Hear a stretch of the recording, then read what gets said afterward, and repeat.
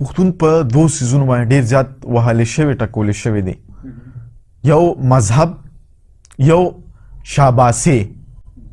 پملام اوټه پیدا سي ته ډیر غیرتی، ته ډیر بهادر، ته چې کوم دینو سل کاله پسم چې کوم دینو بدل اخلي او خپل کار را باندې وکي او بیا هم عمدغه شانتي پرېږدي. د ډرامې یعنی د سوشل میډیا د دې سیزونو د لارې که موږ پښتو فلمونو کې وګورو د دې سیزونو د لارې یا د منبر د لارې یا د بل کوم داسې یو زور د لارې موږ ته دغه شان فیډینګ راکولی کېږي چې ته ډېر بهادر او ته پلانې او ته سل کاله پسم بدل اخلي. نو زموږ هغه غیرت چې څه دی هغه موږ راوپاروي او هغه زموږ دپاره استعمال. آیا دې نه موږ بچ کېږو څنګه؟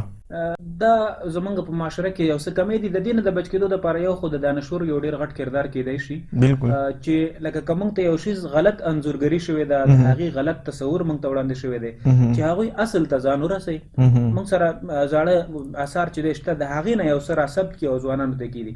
دویم په دې کې ټول نه غټ کردار چې دی هغه د اجرې کیدی شي. بالکل یعنی زمونږ نیا نیکه نن نه که موږ سل کاله پس ته لاړ شو، هلته کې مکتب یا سکول نه و، تربیت چې و هغه به خپل نیکه کو.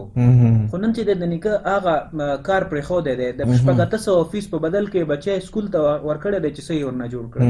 دې کې د نیکه د مشرانو ډېر غټ کردار وي چې هغه خپل المسو ته چې دی هغه څه چې هغه لیدلي دي، هغه څه چې د هغه تجربه ده هغه شیر کړي. پخوا به ټول نه غټه تجربه څه وه چې یو کس به سفر کړی و، یو کس به چې کوم دی هغه به تجارت دپاره یو ځای نه بل ځای ته تللي، بیا به د هغه عمر ډېر زیات. نو د داسې خلکو نه چې دی فایده اخیستل پکار دي، دې سره ناسته ولاړه پکار ده، دې نه څه زده کړه پکار ده.